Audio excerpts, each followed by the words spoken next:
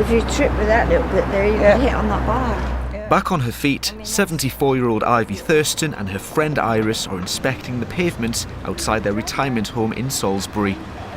Just weeks ago, the great-grandmother tripped and fell on a loose paving stone, smashing her face on the ground, the dark bruising still visible, the shock still there. It's the worst I've ever had.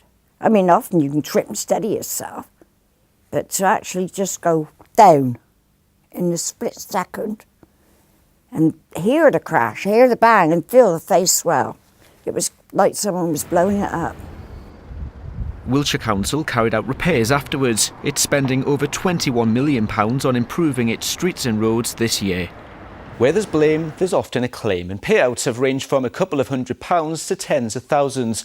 These include legal costs and things like loss of earnings. A trip on tree roots on a pavement in Reading saw one successful claim of £3,820. Meanwhile, a fall in Bognor Regis, resulting in a broken arm and shoulder and cuts and bruises, paid out £33,000. And a broken leg due to a pothole in Southampton saw a payment of £61,500. Southampton City Council says their figures are historic and don't reflect the current situation, which has much improved. Dorset-based personal injury solicitor Lisa Lane says she won't take on a claim if the facts don't add up. Solicitors perhaps get a bad name. I think you'll hear the word ambulance chaser, which really irritates me personally.